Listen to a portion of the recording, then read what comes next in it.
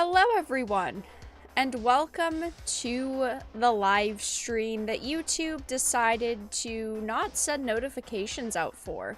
I love when YouTube does basically anything because YouTube is always a very gracious platform that totally supports its creators. Tonight, we're gonna be hanging out for an hour and a half to 2 hours, a couple hours. And we're going to be chatting about a bunch of different things. It feels kind of weird doing a discussion stream because I didn't do one last week or the week before just because there have been so many new games releasing that I've been focused on. But we should be able to go back to them in 2 weeks because this weekend is going to be Zelda, and so I'll probably be streaming that on Tuesday. We'll see. But we're here now doing a discussion stream, and YouTube has shunned us for it. So, tonight we're going to be talking about a lot of different things, lots of follow-ups to topics. We're going to be talking about, well, maybe this is why Amber, because she has seemingly quit Hollywood. I didn't get a chance to cover this in a video, but I thought that this was absolutely hilarious because we heard that Amber, like a year ago, had basically quit Hollywood, that after the lawsuit and after all of the negative press she has given to Aquaman 2, that it didn't really seem like she was gonna stick around. She was moving around. She sold her home and sold her Tesla, and I don't know, it seemed like she was living on the road. And now we're finding out that she's out living her best life, but she's quit Hollywood. Which honestly, sayonara. See you later. Listen, if I had a fuck to give, I would not be wasting it on her. I have no interest in really any movies that she could possibly be in going forward. The only film I don't even have a lot of interest in is Aquaman, because of course it's Aquaman. I want to see what they're going to do with the character. But I gotta be honest, the fact that she's in it kills any kind of hype that I'd really have. So we're gonna be talking about that. We're gonna be chatting about Whoopi Goldberg because she has decided to team up with Dark Horse to publish a graphic novel about being a menopausal superhero, and apparently it is supposed to appeal to the middle-aged women out there. I've got to be honest, I completely think that yes, comics or graphic novels, entertainment is for everyone, right? But how many middle-aged women care about superheroes? And how many of those middle-aged women care about menopausal superheroes? I honestly think that the number of readers for this is slim to none. And this is just fucking weird, okay? I'm sick of hearing about comics and novels like this. We saw one come out, a year and a half ago? There was also one that was very similar. It's just, I'm sorry. There's some things that should not be written about in a graphic novel form, and this is one of them. We're also going to be chatting about Jonathan Majors. Lots of new Jonathan Majors information to talk about tonight, actually. The first on the list is Marvel is reportedly preparing for a potential recast, which I can't say is all that surprising. I have stuck by the fact that I think innocent until proven guilty. Obviously, I haven't really had a lot to say about Jonathan Majors just because there was a lot of he said, she said, and I don't like basing my kind of opinions on he said, she said, but it does seem at this point like there's a lot to go on, and even Marvel is considering recasting him. Of course, Marvel's a company that doesn't want to be in the middle of a controversy, but this also is on the heels of hearing that he may face prison now. Avengers 5-star could face prison sentence due to assault case. I think that everything is looking pretty freaking bad for this guy. I don't think that things could get much better for him. The internet works a certain way, companies work a certain way, where most of the time, unless you're the Ambers or the Ezras, as soon as you have done something that looks negative to them or affects their image negatively, that's it. It's over. Your career's basically done. And of course, when we are talking about a family-friendly brand, or this is the direction that Marvel's wanted to take their characters in, anytime anything adult happens, that's it. You get dropped, and it seems like he is going to be dropped, and he could face prison. We're also, tonight, going to be chatting about Little Mermaid. So, The Little Mermaid comes out in just a couple of days. I believe it releases this Friday. But the premiere happened, the red carpet event happened, and while there are a lot of critics who are giving it very positive reviews, saying, wow, this is great, it's exactly what you could want, it's one of the best live action adaptations Disney has done so far, it's actually pretty mixed, because there are a lot of critics who are saying things like it can't escape its animated legacy, it just does not live up to the hype, and it does not have the magic that the original animated had. I figured that this was going to be a pretty controversial movie for users, obviously, because leading up to release, it's been quite a controversy. People have been arguing about it. People have had very strong opinions on the film. But I figured that the critics would love it. I figured every shill critic would be out there saying it's the best, most perfect movie they could have created. It's wonderful, but that's actually not happening. A lot of the reviews do still lean more positively, but there are quite a few negative ones mixed in. And they're even saying it looks very weird, which honestly, not surprising, with the little animal sidekicks, the birds, crab, fish. It just, I'm sorry, Sebastian looked bad. Flounder looked straight out of a horror movie. I figured that this would be one of the major complaints, but I also thought that I would throw in a nice little Grace Randolph clip at the end of the stream, because she did her basically pre-review, so it's not a spoiler or non-spoiler filled review, but she can talk a little bit about it and what her general thoughts were, and she basically says that anyone who doesn't like the remake, it doesn't matter if you dislike how the characters look, or if you dislike the setting, if you dislike the music, it doesn't matter, because you are a hater. And she's basically calling us racists, because she's saying that, oh, if you have any problem with this movie, well, it says a lot about who you are. Classic. So yeah, those are going to be the main topics we're going to discuss tonight, so welcome on in, everyone. I hope your evening is going good, and this should be a super fun stream. Talking about stupid actors doing stupid things. Talking about a controversial movie. And...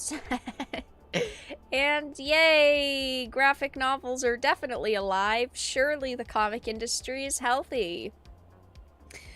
Good times, good times. Is Little Mermaid out now? No. Little Mermaid comes out, I believe, this Friday? Oh, no, we're still a couple weeks away, aren't we, actually? It's the 25th, isn't it? Little Mermaid release date. 26th. Yeah, so we're actually a couple weeks away.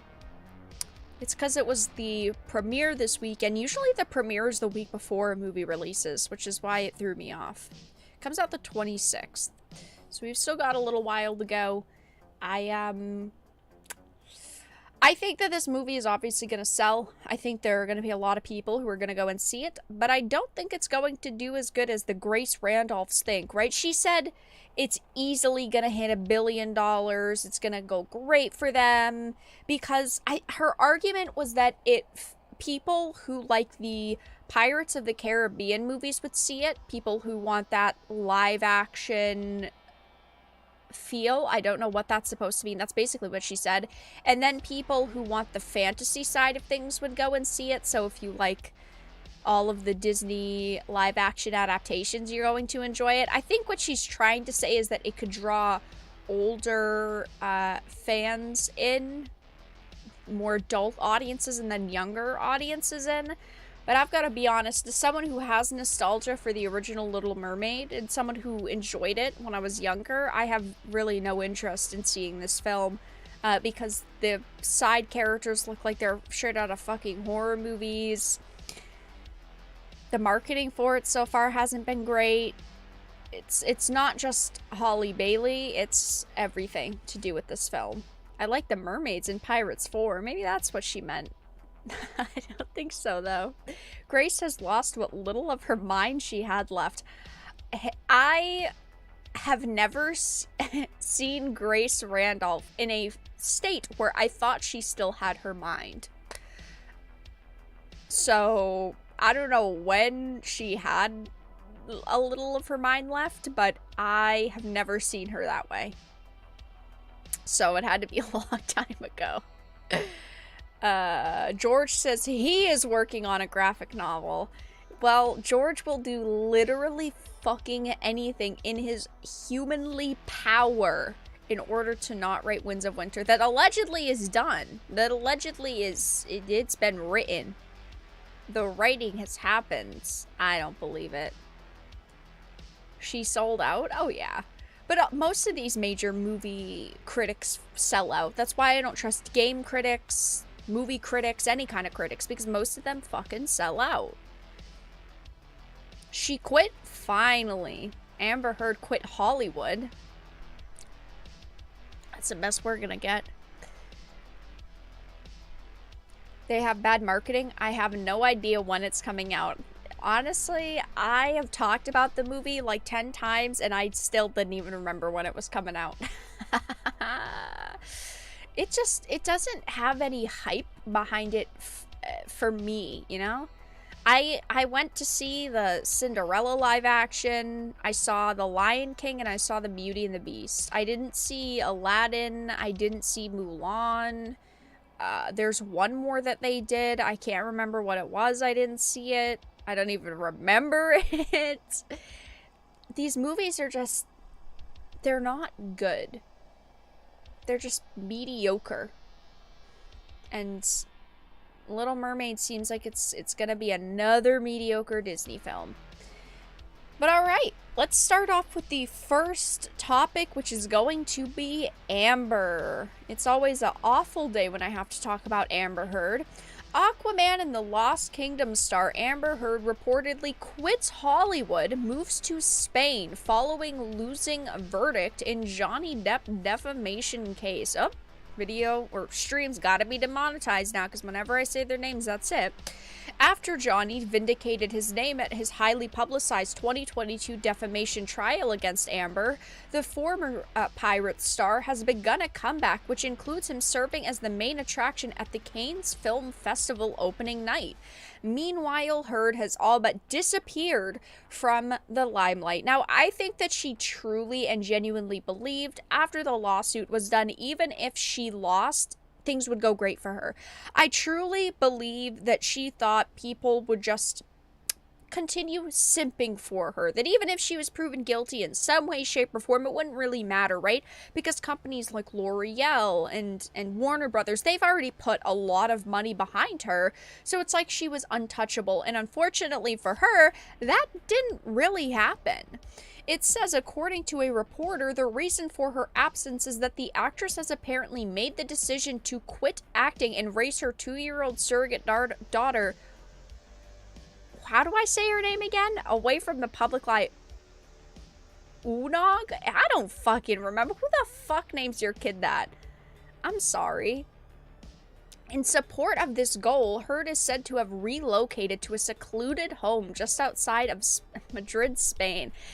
I have to give a big apology for anyone who lives in Spain, near Spain, close to Spain, even a little bit far from Spain.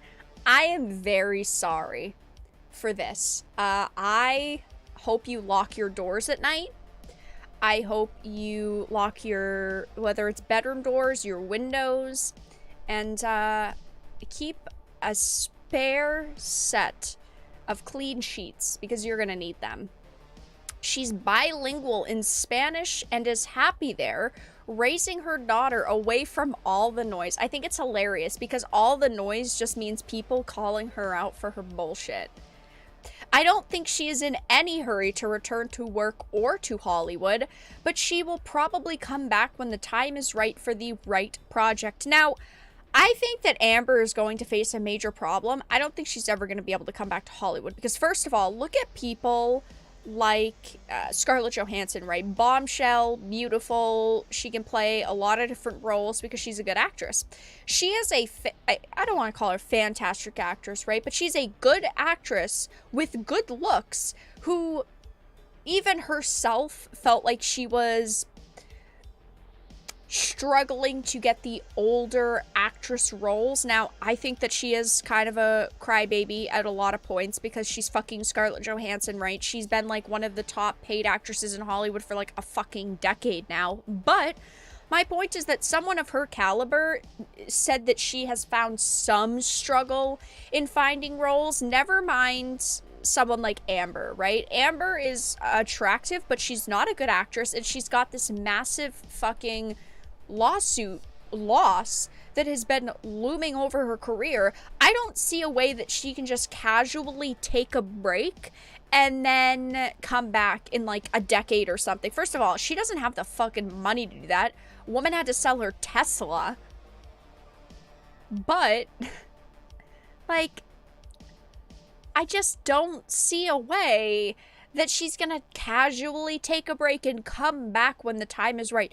There can't be that many companies lining up to offer her projects, and even if they did, let's say she took 4 years off, those projects aren't gonna still be there in 4 years. The bitches be crazy, okay? This is the pure definition of that.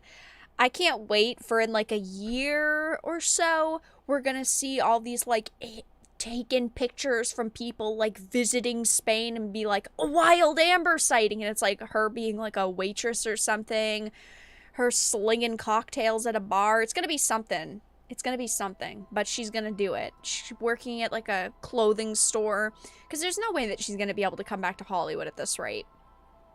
It says furthermore, the writer reports that Heard hasn't worked in quite some time.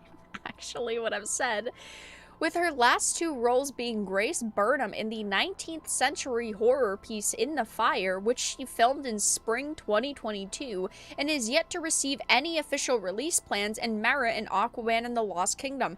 I think that Aquaman and the Lost Kingdom will be the final movie Amber is going to be in.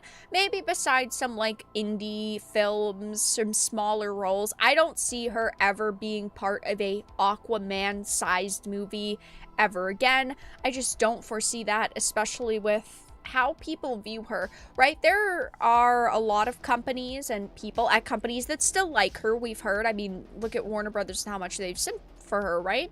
But they clearly still, while they like her, users don't, right? Like, none of us would go and see a movie with Amber in it. There are millions of people out there, too. I mean, there was a petition with 30 million fucking signatures to have her removed from Aquaman, and they still didn't listen. Heard's career came crashing down in 2022 when a Fairfax County, Virginia jury found that the now former actress had both defamed, debt, and acted with malice by publishing her now infamous Washington Post op-ed. I also think that after the loss, you remember how, I think it was the same day or maybe the next day, she had went on social media and she had made this like really long post about how basically it was her truth and she was still sticking with it even if, you know, she didn't win in court. I think that that statement went haywire for her. I think that she expected that to fix things and for people to like side with her and say, oh my god, the poor woman, she's staying true to herself, but that didn't happen. It says that in the case of Heard's $100 million counter-defamation claim, the same jury found in favor of the actress regarding her accusations that Depp's former attorney made certain false statements about her to the press while acting as the actor's representative. Now, she did have to give Johnny a lot of money, but he was a nice guy and basically took, what was it, like her counter offer, and it ended up being like she got $2 million in damages, but she was supposed to give him like 10 million and then the 2 million was taken off. Either way, she's never going to be able to pay back no matter what amount it is. I mean, that's clearly why she's moved to Spain. She doesn't want people paying attention to her at this point in time because her lies have clearly been brought to public attention and she has been called out for them and lost lawsuits over them. I can't really say I'm all that surprised that she has quit Hollywood. There's nowhere for her in Hollywood at this point in time. And I do hope that soon we see Johnny in some new roles. I know that he's done some, like, French movies, which is cool. But I still feel like she's never coming back. I don't think she's going back to Hollywood. I don't think that she's going to come back and live in the United States. I think she's just kind of over it. She's gonna... I don't know what she's gonna do with her life at this point, to be fair. Listen. I'm not trying to be mean here, alright?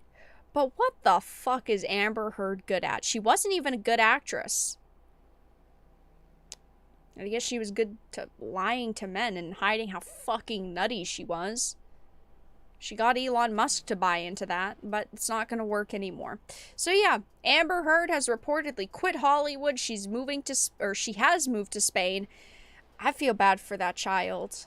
I feel so bad for her kid. Unga. Who the fuck names their kid Unga? Stupid. Anyway, moving on. That was fun. Amber Heard. Up to stupid shit yet again. Amber will be in a Spanish soap opera. It's claimed that she's bilingual, right? Is she really, though? I feel like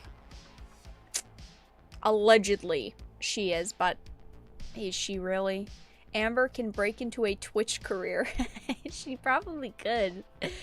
Maybe we'll see her live on Twitch one day. I'll watch at least one live stream. She doesn't have a good work ethic, so her streams max like an hour long. Somebody not trying to ban the new Zelda game? I do not know what that means. I have heard nothing about people wanting the new Zelda game to be banned. She could just open an OnlyFans. I think that there would be people who would pay for it just to see why men deal with her abuse. But at the same time, I feel like there would be a lot of people who would say, fuck that, and not support her. So I don't even know if it would be as successful as she would need it to be. Either way, she had to sell her house, she had to sell her Tesla, things are not going well for her, and she hasn't worked in a long time. And who knows what's gonna happen with Aquaman, right? I don't know if she's already gotten her money for it. If that money has to go to her paying Johnny. But I guess it really doesn't matter. Because either way, her life is basically ruined.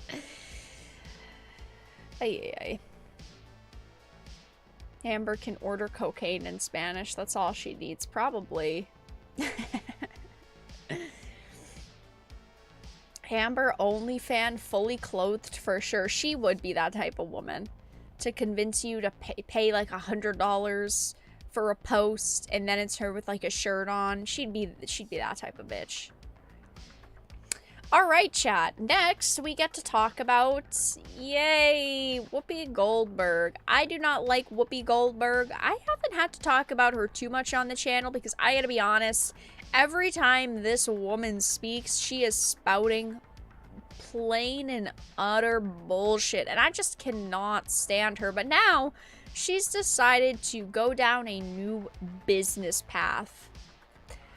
Dark Horse is going to be publishing a Whoopi Goldberg graphic novel about a menopausal superhero. This has to be one of the dumbest fucking graphic novel ideas that I have ever truly heard of. Whoopi Goldberg teamed with the Dark Horse Comics to produce another mainstream comic targeted at the wine-aunt demographic. As the comic book industry continues its death spiral with identity politics, someone at Dark Horse thought it would be a good idea to virtue signal to overweight middle-aged women. Now, I always say this, comics, graphic novels, entertainment in general is for everyone. But I have to raise the question, do they really expect to make money off of this? Because how many overweight, middle-aged women are even really reading graphic novels? But cut that into, I don't know, a fifth, because how many of those overweight, middle-aged women would go and spend their money on this? This, to me, is just like an insult to women. I don't view this as like a stunning and brave move. I personally just view it as a desperate move. Because Whoopi Goldberg wants to make money, she wants attention, and this is like the best way for her to do so, or at least she thinks so. And I just don't know. I mean, I'm sorry. Who's gonna read this? The superhero graphic novel, The Change. What a stupid fucking name. The Change features a self-insert character of her whose powers get triggered by body fluctuations in menopause. The book is billed as a serious book and not a parody, with a heroic Whoopi portrayed on the cover with blue and purple energy rising from her hand like a flame. If this topic was put in front of me and I didn't know that it was real, I would say without a shadow of a doubt that this shit is fake. There's no way somebody thought that this was going to be a good idea. It doesn't even matter if it was Whoopi or not Whoopi, right? It could be anyone. I mean, clearly Dark Horse greenlit this, which, I mean, it's Dark Horse, so I can see why they went with it. But why would anyone think that this is a good idea? They produced a press release elaborating on the concept, saying because of her lifelong love for comic books, she decided it was time to create a new kind of superhero. One who might be a little older, whose body might be a little thicker, whose breasts may or may not be the same size. She is also smack in the middle of menopause, which along with chills and hot flashes also gave her some unexpected superpowers. I'm so sorry. This is the dumbest idea I truly think that I've ever heard. This is just not it. I'm fine with seeing all types of superheroes. It doesn't matter to me if the character is a little bit older than usual or if their body might be a little bigger, right? But a superhero can't be a safe space snowflake where they're clearly fucking triple the size of a normal person and they're doing acrobatics. That's just not going to happen. I don't care that the character is a little old. There are plenty of older superheroes. My problem with that statement is that they're completely forgetting the fact that other characters exist, right? There are older superheroes and older villains, but they're pretending like, oh, this is the first time it's ever been done because they think it's going to help sell this. I don't see a way that somebody is going to buy this. There's no fucking way in hell I would buy this. And I'm a woman. They clearly want this targeted towards women. They clearly are hoping that the female fan base, younger or older, going to be interested in this. This is weird, okay? Just stop. Isabel Frost, the most generic fucking name I've ever heard, by the way. It's like they put into ChatGPT, create a comic series about a woman going through menopause, and this is just what ChatGPT came up with. Is a woman who has spent her life as a wife, mother, grandmother, a life she feels isn't all that she hoped for, with a husband who has grown in another direction. Oh god, shitty men are shitty. A college graduate with a degree in science, Isabel is an amazing gamer who plays with people all over the country. With the help of her comic-loving grandson and irreverent best friend, she must learn to control her abilities and embrace her new identity as The Change, both the change of life and her surprising and extraordinary superpowers. Whoa, she's a gamer? That's so cool and so unique. This is cringe. And she looks fucking stupid. She looks so dorky. Like, for someone who doesn't understand gaming or comics or what makes these things cool, this is literally what I would imagine someone would put a character in. It's a fucking plastic bag. Oh, God, it's just so bad. Oh, God. Yellow Flash had made a video on it, talking about it being a self-insert, and there are some self-inserts that are very successful, like Berserker, a Keanu Reeves concept about an immortal man, which is pretty cool. But it says, of course, the difference between the Reeves book and Whoopi's is Berserker has a solid concept that fits action-adventure concepts. Yeah, I think that, you know, celebrities can make really cool products. It's just, unfortunately, a lot of celebrities want to do these shitty self-inserts, and it's just not worth it. And it's an $18 book, and granted, it will be a 72-page hardcover graphic novel, but yikes, there's just no way I'd pay $18 for this. It's also important to point out that it's releasing in November, and I think that they did this in kind of, what's the word I'm looking for? Like, because they thought it was going to fail. There's a word, I can't remember it. You guys know what I mean, though.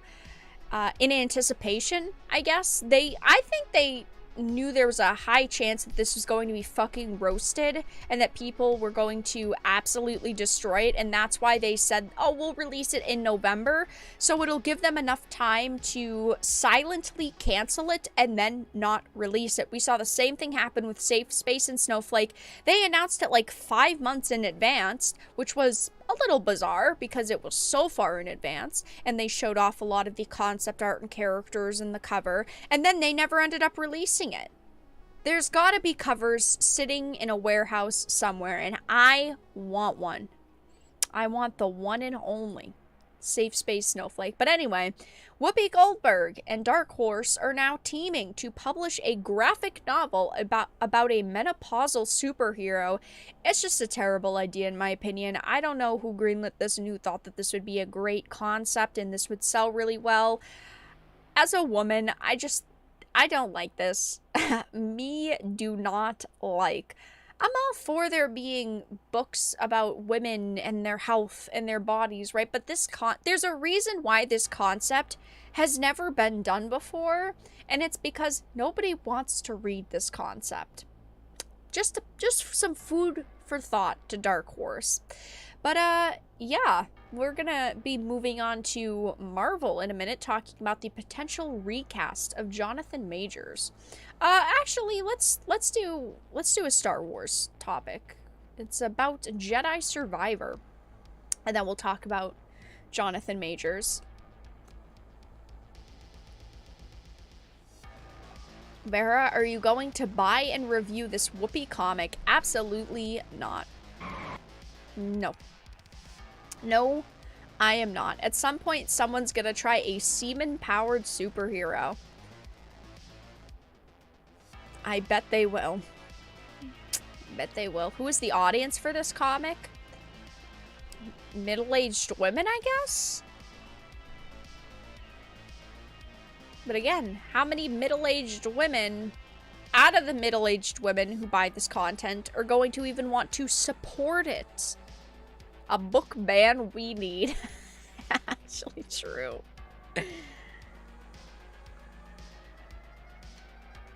Ay. There is no more logic. There isn't.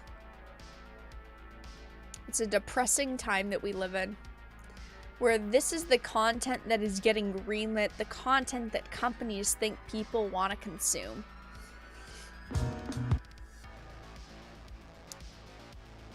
Why is audio playing on this website? Pansexual heroes. Pansexual Jedi Survivor. So I did today, in a video, talk about Merrin apparently being pansexual in a spin-off, or I guess it's like a tie-in novel between Fallen Order and Jedi Survivor. And journalists are angry that Merrin was not, her pansexuality was not highlighted in Jedi Survivor. because of course she is in a relationship with Cal, and even though that does fall under the definition of pansexual, they're basically mad that she didn't have a relationship with a woman in the game. And I wanted to reference this really quickly because now we are finding out that Star Wars Jedi Survivor failed to surpass the prequel's physical launch sales while players still report major performance issues. It's sad. This was a game that I was pretty freaking excited for, and I didn't think that it was a bad game overall. Like, I thought that it was still pretty good, even though there were some issues with it, and the technical difficulties being the worst part of the game by far. We're now finding out that yes, it did fail to surpass Fallen Order's numbers. It says it is the second best-selling game of 2023 thus far, but falls behind Jedi Fallen Order in physical sales. What's more is players are still reporting major performance issues a week after the latest patch was released. I was hoping that they were going to be pushing as many patches out as possible, but unfortunately we have only gotten one patch so far, and the game is really fucking broken, which is a major issue. Like, it's not like there's a couple of bugs, a couple of glitches, because in every single game, right, there are inevitably going to be some kinds of problems, even if they're small and they're not that drastic. They should still be called out, but I expect them to a certain extent, but this game was very broken. It says GamesIndustry.biz reported on the UK's boxed game sales for the week ending April 29th, with the latest Star Wars game being the bestseller. This saw it beating out Dead Island 2, FIFA 23, the almost ever-present Mario Kart 8 Deluxe, and even Hogwarts Legacy. Now, of course, none of these games are really new. Dead Island 2 is the newest, and it came out, a week before Jedi Survivor, but I'm gonna be honest, I never really saw Dead Island 2 beating Jedi Survivor in any way possible. But it says they also reported that the game has managed to become the second biggest game launch of 2023, selling faster than the Resident Evil 4 remake, but trailing behind Hogwarts Legacy. Hogwarts Legacy was a far superior title. I loved Hogwarts Legacy, definitely one of the games of the year for me, might even be game of the year depending on how the rest of the releases go. But I had a lot of hype behind Fallen Order 2, I'm gonna keep doing it, / Jedi Survivor. I had a lot of hype, and it did not live up to the expectations. I was hoping that they would do a lot better with it, and that, you know, they would really stick close to the first game while also just having a new story. And I was really happy with the combat additions that they made, with like the new stances, the new moves, but I felt like they did take too many steps back because of the technical issues. The story was really slow going. It was good, but it was slow going. I wasn't a fan of like Bode, which is one of the main supporting characters. Fucking ugly ass Bode. But it did not live up to the hype of the first one for me. It says, though, that its opening week sales are nonetheless 35% lower than what Star Wars Jedi Fallen Order achieved in 2019. However, in terms of the last 30 years, it's also the 8th biggest launch for a boxed Star Wars game. I'm honestly a little bit surprised by this, because while yes, we now know that the game is not quite as good as the first, I thought that there would be a lot more hype behind it. Now, obviously, in 2019, Fallen Order launched, and in these past few years, we have seen a heavier shift to digital media and people buying things digitally, and this does only account for the UK physical sales, but 35% lower is still a significant drop in only these past few years. It says they emphasize that this data is based on box sales, with digital sales increasing during the COVID pandemic lockdowns. He also notes that the game had a higher retail price than Fallen Order. I do think that Fallen Order did so well because of when it launched, what it was launching on, and I don't remember any major releases around the first Jedi Fallen Order title. I remember it being pretty barren for new game launches. and I think that also helped it. But I still wish that this game ended up being, you know, a little bit better. And they do mention how, yeah, I mean, the $10 increase on the price tag probably did negatively affect this title. I haven't gotten a chance to talk about this, and I might at some point, but this was actually from a few weeks ago. Actually, yeah, like 2 weeks ago. It was April 28th. It says the $70 prices may negatively impact PlayStation 5 unit sales. Data suggests people are purchasing a lot less games now that games have gone up by $10, because even though, yes, ultimately it's just $10, it is still going from 60 to 70, which is a lot of money. And it says additional facts include 82% of survival sales being on PlayStation 5. I'm disappointed that this game turned out the way that it did. I really was hoping for a really solid fucking experience. But I do also think that the sales dropped because of the technical issues. I mean, right now, over on Metacritic, the game is sitting at its highest, a 5.5 user score, which is awful. A 5.5 is not what you expect from a new AAA release. I seriously think that developers need to get their shit together. They need to stop rushing game launches. They need to really take a look at the content that they've got, the state that it is in, and go, you know what? No, that's it. We need more time. They need to stop rushing content out, because it is only hurting not just themselves and their titles, but also the industry in general, because of course you're raising prices, lowering quality, it is going to lead to lower sales. I've mentioned it 100 times, but if I wasn't a content creator and it wasn't basically my job to play video games for you guys, show them to you at launch, there's no fucking way I'd buy half the games that I'm playing at launch. Something like Dead Island 2, it's fun, it's enjoyable, but it's not a $60 to $70 title. Even Jedi Survivor, I was really hyped for it and really excited, and it was a game that I was really looking forward to, but once I saw those user scores and the critic scores, I probably would have passed on it until it dropped in price. The game is a 3. The game is not a 3 in my opinion, but it's definitely not a 9 like the first one.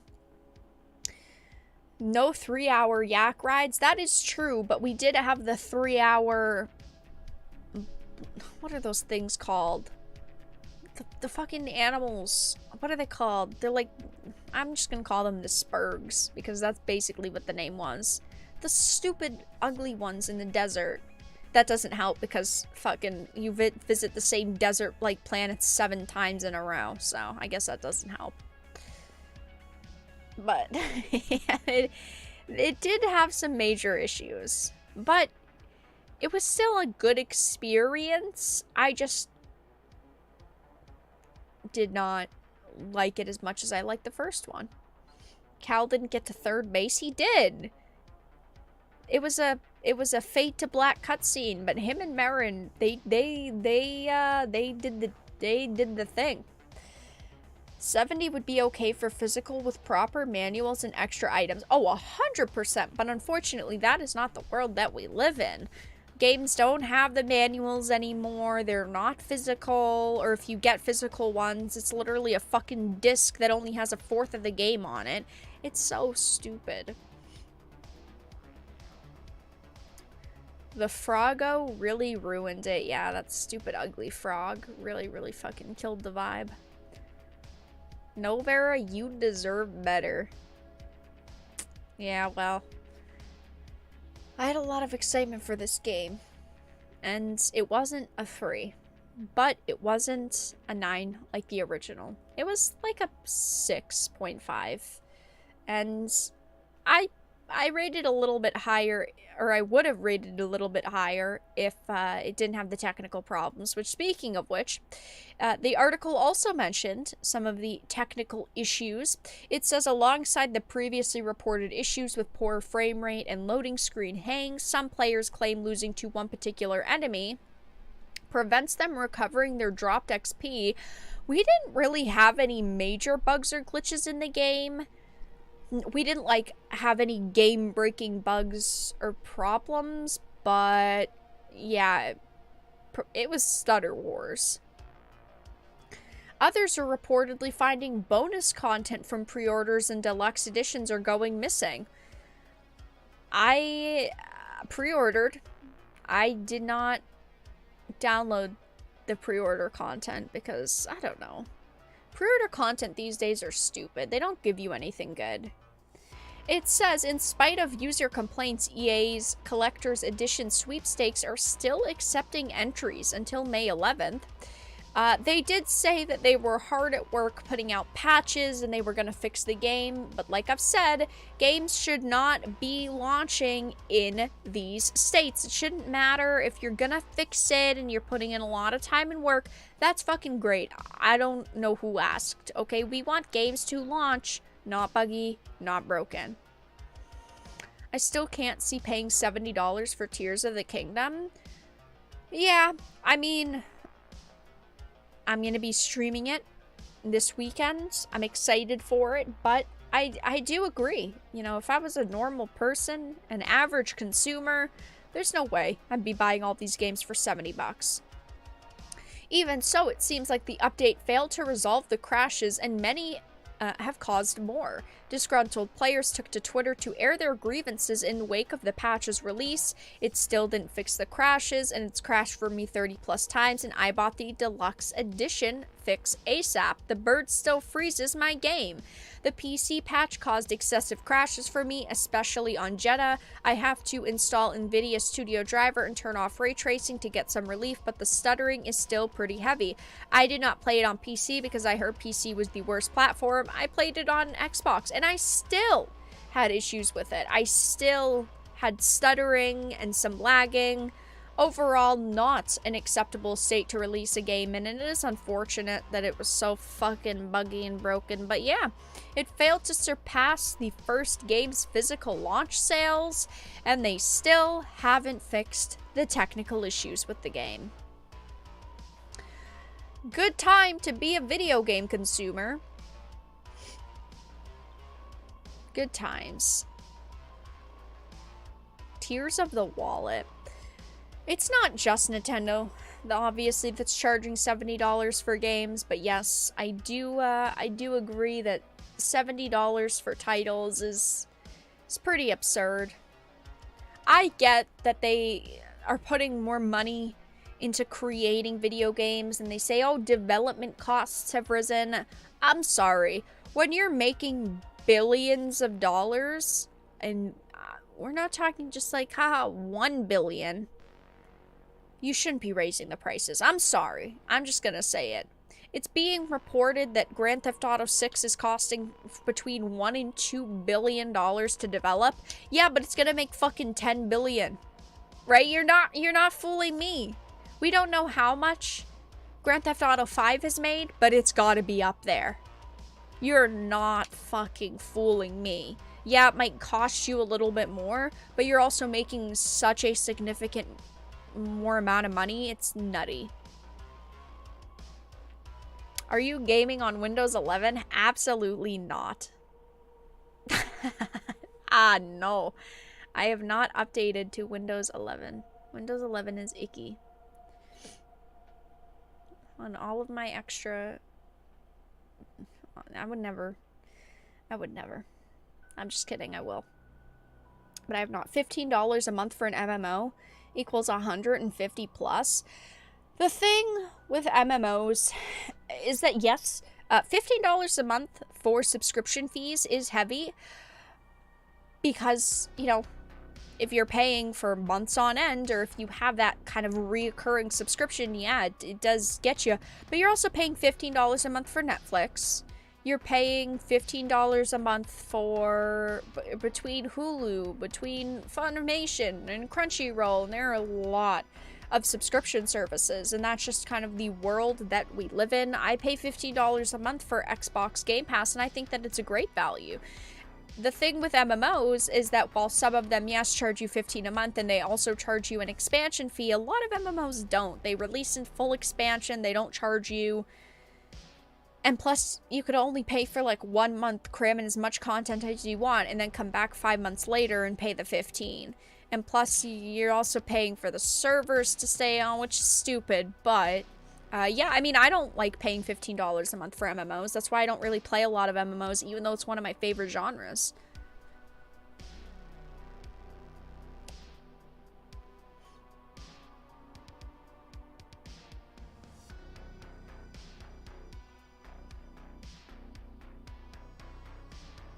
I mean, I've heard better things about Windows 11 now that it's been out, but I don't like change. I don't like updating things unless I absolutely have to, right? But if I don't have to update things, I don't. Like the capture card.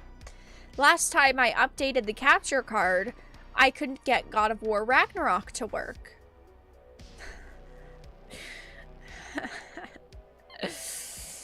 That's why I don't update to the newest graphics drivers. I stay 2 or 3 behind because fuck the technical problems with them. It's stupid. Star Wars Jedi Survivor would have been better if it had more planets to explore. I 100% agree. I think that if Star Wars Jedi Survivor, besides the technical issues, had more planets to explore, I think that it would have been a hell of a lot better. I was very disappointed with the fact that they shove you on the same planets over and over and over, yet they tried to market it as like this big Star Wars open world experience. It was not. I'm sorry.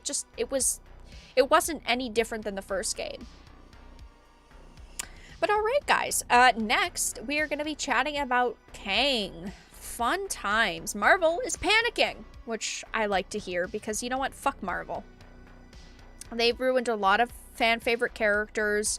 They've put a lot of shitty characters on screen. And we very rarely get the characters and the stories we want. But now, Marvel is reportedly preparing for a potential recast of Jonathan Majors Kang. This is why you don't bank on one single person.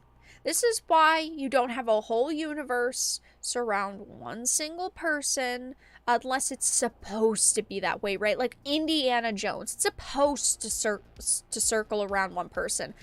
But at Marvel and the MCU was never meant to be that way, but they have forced it to be that way. And womp womp. Sorry. Play stupid games, you win stupid prizes.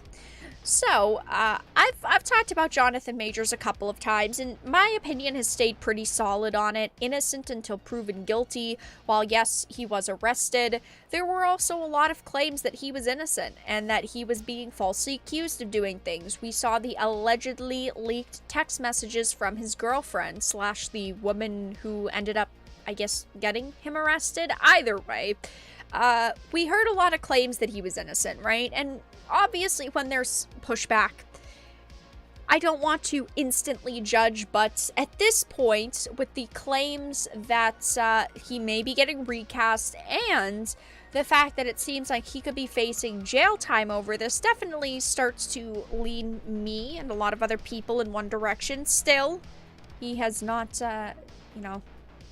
he's not been fully proven guilty, and we know what happens when people are accused of being guilty and they don't have their time in court. But it says fans have been wondering if Marvel Studios would continue to work with Jonathan Majors after the actor faced several assault charges. Now it looks like Marvel has reportedly began preparations to recast him depending on the situation. Shared via Cosmic Circus, they report that Jonathan Majors will continue to appear in the second season of Loki, but they may recast the actor for the character's following MCU appearances. They already have the second season of Loki filmed. They have had it filmed for quite a while at this point. Like, it's already got to be primarily edited and almost ready to go, so it's not surprising to hear that they would keep him in that season, especially where they haven't made a full decision yet and they do not know if they are going to recast him. But it says, given the nature of the allegations, Marvel and Disney are closely monitoring the case before making any official decision. However, according to sources familiar with it, Marvel has already started preparations to recast Kang the Conqueror.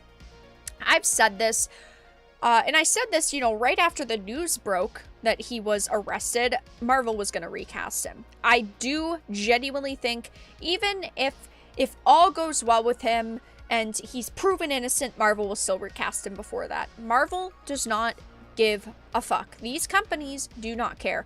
What I have always said, and what I will always say, is what should have happened with Disney and Pirates of the Caribbean is what should have happened with Warner Brothers and Amber or Ezra or anyone who is arrested or accused of doing things.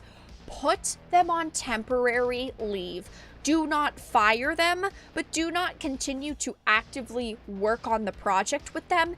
Keep them kind of away from a project for now, but don't fire them in case everything like the Johnny situation happens and they are not found guilty. Okay, that is the issue, is that companies pull the trigger and they don't care. They either pull the trigger and they fire somebody, or they pull the trigger and they keep them and will go to the bat for them no matter what, like with Ezra, and of course what we've seen happening with Amber, at least in Aquaman. It seems like Hollywood in general has given up on her, but at least Warner has stuck by her, and that fucking sucks, right? Even with this, even though we all have our opinions, we've read the information that's been put out publicly, and we've all formed what we think is the truth, we do not 100% know the truth, and we shouldn't be telling people at companies, oh hey, you need to fire this person, until they've been proven guilty, and that is just always the way that I will think.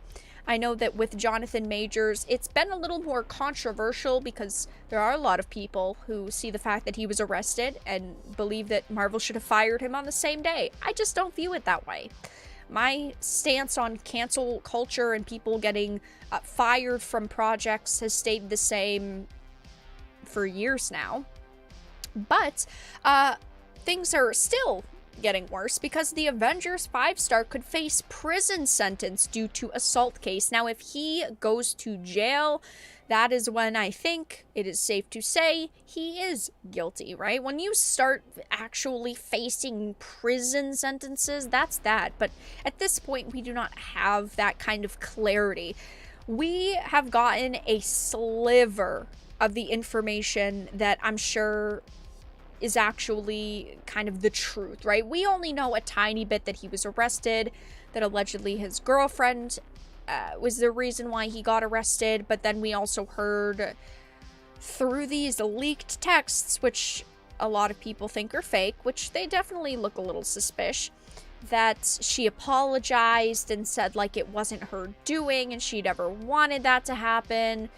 We only have a sliver of information, but if he does go to prison, then Marvel will definitely fire him, obviously. It says, though, Avengers 5-star Jonathan Majors could face imprisonment in jail for up to a year if found guilty in his upcoming assault case. Again, if found guilty. I'm not trying to defend the guy. I'm really not, because it does sound like he had some issues, but as we always say, these are two adults in a situation. And, you know, we only know a part of the story. Right, when a jury gives a verdict, then you know if he is guilty or not. It also says the public was shocked to learn of his arrest for assault in late March, leading his representatives to release text messages from his girlfriend in an attempt to prove his innocence. However, this inadvertently made him look even guiltier to many. Despite the release of the messages, he continued to lose roles, which could soon include his part as Avengers villain Kang the Conqueror. I personally do not like Kang. I don't give a fuck about Kang. It's not like I'm sitting here defending Jonathan Majors because I love Kang and I think Kang is like the best villain in the MCU. I have no attachment to this character. I do not care really at all. If he was gone tomorrow just because he decided to quit, I'd be like, sayonara, see you later. I don't care. But this is different, obviously. It says new details, as reported by Deadline, have emerged about him in his first court hearing after his alleged assault in late March. The actor was present through Zoom for the Manhattan DA's office, which made public. I was reading the A first. Uh-oh. Brain rot. Which made public a superseding complaint with a charge of third-degree assault. The Class A misdemeanor comes with a maximum possible sentence of 12 months in jail or a 3-year probation. He's gonna get probation if he gets anything. I guess we'll have to see. You know, I still do not have any big opinions or hot takes on this. I don't have any, like, love for Jonathan Majors. I don't have any love for Kang. I just want to make sure before companies like Marvel start firing their talent that someone has been proven guilty. Oh no, Vara, do you smell burnt toast? I have had the worst headache I have had in probably 2 years the past 2 days. I have not slept in 2 days because of how fucking bad my headache has been. Major's contract with Marvel may have a morals clause where he may be fired for accusations of bad behavior. Oh yeah, 100%. Every single contract these companies now have to have that. There's no shot that they don't. But sometimes they decide to keep actors because they view them as more valuable. Like Ezra, right? They thought that The Flash was going to be the best superhero movie ever, so they kept Ezra. They kept dealing with them. And that was that. While I do think The Flash looks great, and that's just my opinion, right? I think the content itself looks great. I'm not going to get over the fact that it's fucking Ezra Miller. It still bothers me that it's Ezra Miller. I'm sorry, Vara. Hope you feel better. It's okay, guys. I'm not dying. Allergies? No. I just have really bad migraine problems. But, yeah. Bad games give you bad headaches. Actually true, though. Go to bed, Vara. No. We're already over an hour into the stream. Why would I go to bed now? I have chili to eat after this. Maybe I should go to bed. They will replace Kang with a queen. Maybe. I don't know who they're going to... Like, I don't see an easy villain for them to go with right now. Like, they're starting to push Agatha. I think she's a cool villain, but she is definitely a major villain, or a minor villain in my opinion. What about fucking Namor? Namor, no more. They could try to bring him back. Why don't we have, like, 20 multiverse Namors? And then we have... Actually, I don't know. Who else do we have? Like, I just don't see a major villain. Then again, in my opinion, I still don't look at Kang and view him as a Thanos-level villain. I personally don't. I don't think that Kang is great, but either way. Yeah, it seems like everything is going terribly for Marvel, and now Jonathan Majors could face a prison sentence due to the assault case. Only time will tell. We still have a long way to go, and as I always say, innocent until proven guilty, not the other way around, even if that is a little controversial for people. So now we get to talk about the main topic of the evening, which is going to be the Little Mermaid. Thank you, Ferris, for the $5 super chat. Hi, Vara. Did you see that unintentional Transformers / Little Mermaid mashup at that one theater? I have no clue what that is referring to, but if there's like a clip or article on it, let me know. Thank you for the 5, though. We was Kang's. Actually true. Kang is the only villain at this moment capable of being a big bad. What about fucking Loki? Can't we just go Loki? Come on, multiverse Loki, just do it. I know they've kind of turned Loki into a little bit of a joke because, of course, they made they like made the Loki show a joke, but I think they could turn him into a big bad. That would be awesome. Yeah, Agatha is cool, but she is not a big bad villain in my opinion. I'm still hoping that with the Agatha show, we're actually gonna get a bunch of witches brought into the MCU, which I think would be cool. Agatha, Scarlet Witch, fucking, there was another one in WandaVision. I don't remember her name. It was never confirmed that she was a witch. Dottie? Was that her name? The one with the yellow magic? Because, of course, all the flowers outside of the houses meant a certain color for a witch. And there's only one witch in the MCU with yellow powers. Anyway, I thought that that would have been really cool, but they didn't really push that. And yeah, they're doing the Agatha show, but I just don't think that is going to make it into the primary MCU story. I think that it's just going to be a contained series. I don't know. Loki is lame now. Loki is lame now. But I'd rather them push, like, Loki as the main villain than another stupid side villain because they have to get rid of Kang.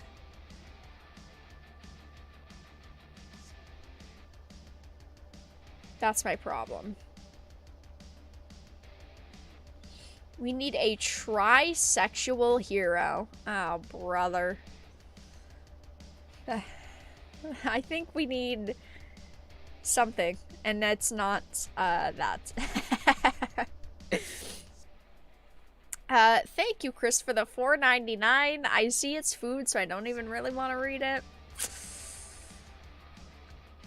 Chris, I have no fucking clue what that is. Did you hear about the new hot dog and peanut butter milkshake? What the fuck? What the fuck is that?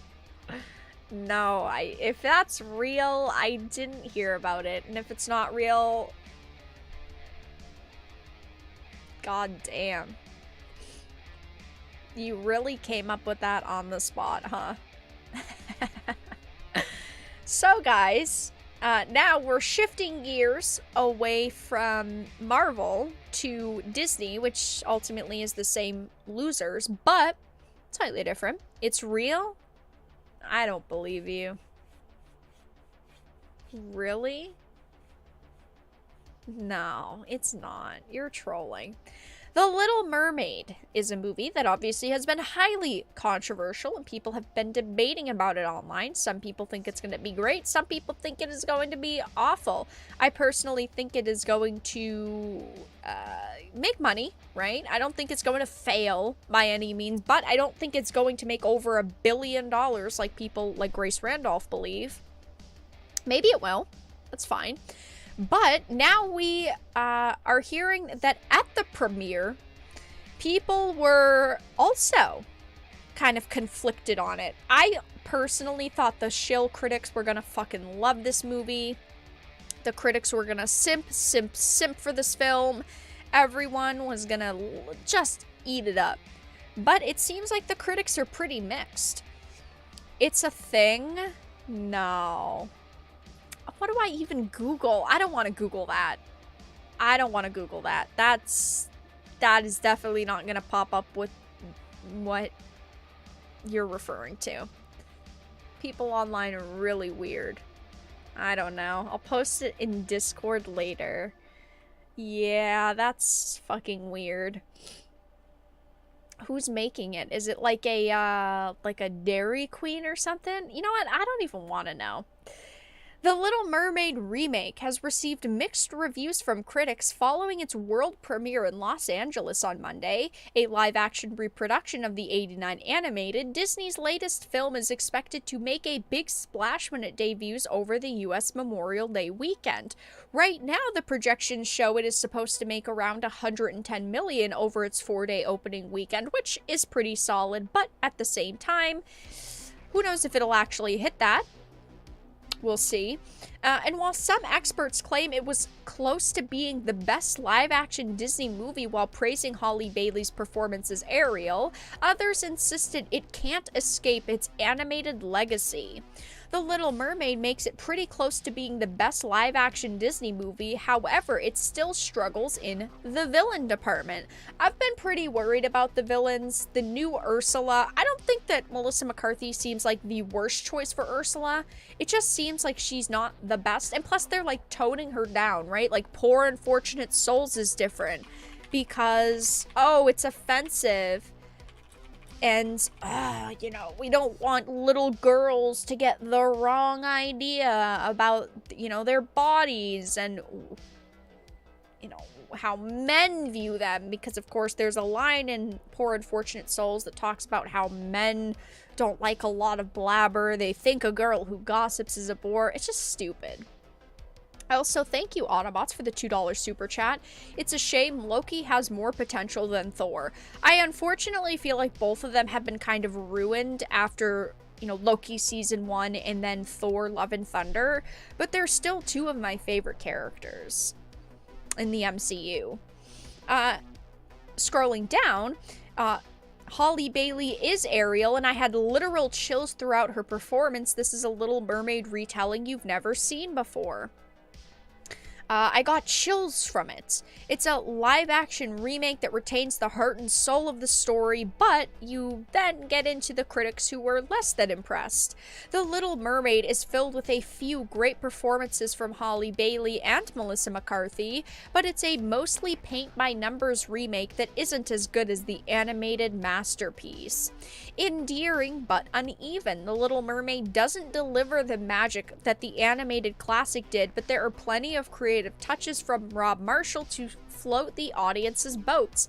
I have seen almost every single Disney live-action adaptation at this point. I've only seen 2 of them in theaters, the rest I have not seen in theaters, but all of them, in my opinion, are disappointments, right? Like, I love Beauty and the Beast.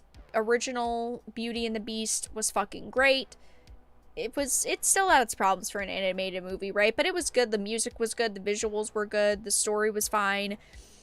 But the remake, the live action adaptation, while it was good and they added some new touches to it, its pacing still felt different than the original. And of course, Emma Watson played Belle, and then they decided to make a lot of changes with Belle and how she was more independent and how her dress was different, and that made everyone mad, and she sang less of her original iconic songs because, of course, some of them were offensive and some of them, you know, could have been misinterpreted.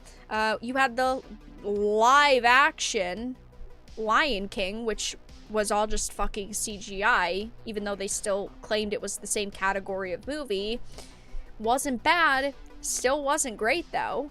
And then you had shit like Mulan. Mulan was fucking awful. I don't know who decided that Mulan was gonna be good, but that was absolutely crazy bad. And I think that the Little Mermaid remake is gonna make money, but I don't think it's gonna go as good as they're hoping. You also have Giant Freaking Robot pointing out that the reactions are in and people think it looks very weird. What else was gonna happen? When you have all these side characters like Flounder and Scuttle and Sebastian, and they look like they're straight out of a horror movie, right? They didn't try to make them look animated at all, besides they just looked fucking weird. You've also got the I don't know what to call it, like it's not balanced, right? The visuals aren't balanced. Sometimes in the trailers and teasers, we've seen everything's very vibrant and pretty. But then, of course, you have these moments where it's so dark and dreary, and Under the Sea just looks depressing as shit. Like, that's not what people want to pay their money to go and see. And, oh boy, I'm not gonna play this whole clip because I'm saving you guys some brain cells, but Grace Randolph saw it early, and she is not allowed to put out like a spoiler or non-spoiler review yet, but she was allowed to talk a little bit about it and what some of her general thoughts were. And she basically says that anyone who doesn't like the live-action remake is a hater. And she basically calls us all racists because she says if you find problems with it, you should look inside of yourself because clearly there's something wrong with you. Again, we're not going to play the whole thing because I'm not... Listen. I'm not a hater. Women are great, but sometimes women are stupid. There is absolutely nothing to hate about this movie. Absolutely nothing. Oh, absolutely nothing to hate except for the fact that they decided to change a bunch of songs because they were seen as too offensive. The fact that Ariel and all of her sisters look different because they, can't actually create new, unique stories for people of color. Disney can't, at least. Let's see what else. Except for the fact that the CGI'd sidekick characters look fucking awful, and Under the Sea looks dull and dreary, and those are just a couple reasons why I would think people would criticize this movie, but maybe I'm wrong. If anyone hates on it, again, that's a commentary on themselves. Of course, the classic, you're a racist if you don't like this, because if you don't like it, that's a commentary on yourself. You have a problem with yourself. My issue with people like Grace Randolph is the fact that they don't view anything from the user point of view anymore. She is clearly a paid shill at this point. Tons of companies pay off a lot of these reviewers, and they gave them shit tons of money and early access, and she's afraid of losing her early access. But this is why I don't trust video game critics, movie critics, show critics, entertainment critics in general, because none of them seem genuine. There are 20 different reasons, okay, why people have been criticizing this movie, and instead of at least acknowledging them, no, she's not. She's just saying you're just a racist if you don't like it, which is such a shitty thing to do. As for race-bending Ariel, I continue to stand by my comments that you can't have all these Caribbean musical numbers and a white Ariel. So, I'm sorry to anyone out there who... oh, God. I'm sorry to anyone out there who might, live in the Caribbean, anywhere close to the Caribbean, if you happen to have a lighter skin tone, because you don't exist. I mean, that's basically what she's fucking saying. That's gonna be a yikes from me. Here, they did shoot in Italy. All over the end credits, they're like, we're in Sardinia. And I'm like, must be very pretty there. It must be very pretty there. What, is it not in the movie? What kind of argument is that? Oh yeah, they filmed in Italy. It's very pretty. Isn't it in the movie? Isn't that the point of the movie? And I wish they hadn't done that, because it's going to give fuel to the haters. What does that even mean? It's going to give fuel to the haters. What does that even mean? Because they didn't film in the location where the film is based? I'm sorry, Grace. I have nothing against Grace Randolph as a human being. But what are these takes? That really sucks. But anyway, maybe they wanted like the fairy tale element to the wide shots of the castle. But I mean, it's clearly in a Caribbean setting. It's like, again, as I said, Jack Sparrow could wander into this movie and he would totally fit. But come on, there are steel drums, loved them. And while the aristocrats in Eric's kingdom talk with a British accent, Trinidad was a British colony from 1889 to 1960. See, this is the one thing I have, right, is maybe it's me. All right, but she's clearly just reading off of a script. Clearly, she put all of her thoughts on paper, sent it to someone maybe at Disney, somebody in the PR, and said, am I okay to say this? And she has to basically read it word for word, or else she wouldn't be able to say all of these things early. So instead of actually giving a genuine opinion, it all just feels super fucking fake to me, because someone has had to greenlit what she is saying early. Anyway, I'm not going to play the rest of the clip because there's really not a point to. It's just Grace Randolph being a complete fucking Disney shill, calling us racists for, potentially not liking the movie or criticizing the film in any way, shape, or form. But yeah, I mean, that is what is going on right now. The Little Mermaid is well, a lot of the people who viewed it early do like it. There are a lot who are pretty mixed and are saying it's got some problems. It's not as perfect as its animated counterpart. And I'm honestly curious to see what the critic scores are going to be and what the user scores will be. I think user scores will be much more divided, but I also think that the critic scores will be more positive. It'll probably be like a 70 to an 80, but I don't think it's going to reach 100 critic. But who knows? Maybe they'll pay the people with negative reviews not to review it. But yeah, guys, that was the stream. Those were the topics for the evening. We talked about Little Mermaid. We talked about Avengers, Kang. We talked about Dark Horse. We talked about Star Wars and Aquaman and Amber Heard. I'm going to be wrapping up stream in a minute. So thank you guys for stopping by tonight. I do appreciate it. I hope that you enjoyed tonight's topics. I will be making a video on The Little Mermaid tomorrow. I don't know what else I'll be discussing. But yeah, on Thursday, we'll be back for live streams. On Thursday, I think that we're going to be finishing up Dead Island 2, since we only have a couple more hours of that, and since we finished Star Wars Jedi Survivor. But yeah, fun times. Fun times. Why not just go for an animated movie? Because Little Mermaid already exists in animated. And basically, they wanted to do a live action adaptation because they think it's going to make them a lot of money. And to be fair, the other live action Disney films have made quite a bit of money. But at the same time, I think that they can only take the live action adaptations so far, since people are getting pretty sick and tired of them and they are facing a lot of backlash. Grace makes Heather, Antos, and Taylor Lorenz sound like Rhodes Scholars. Okay. Yeah, actually kind of true. At least they have some kind of arguments. Did you read Egypt will make its own Cleopatra movie to counter Jada? I did not hear that, but I am definitely going to go and look that up right after stream. Don't forget to wear your Little Mermaid merch for the stream, Vara. If I had any, I would not wear it because Little Mermaid, this live action is stupid. I'm sure that there's vintage merch out there somewhere from the original animated. Honestly, original animated is a hell of a fucking lot better than this shit. Than this just god-awful live-action remake.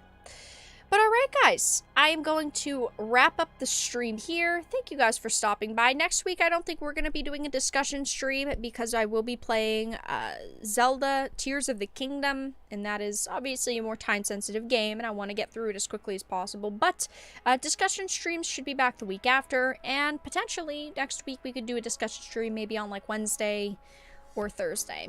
But yeah, check out the links in the description. Follow me on social media. Twitter, Minds, BitChute, Odyssey, Getter. Also, join our Discord server if you are not already part of it. Make sure to check out today's videos if you didn't see them already. But with that being said, I'm going to wrap up. So, thank you guys for hanging out the past few hours, for stopping by, for the donations, and for the support. And have a fantastic evening, everyone.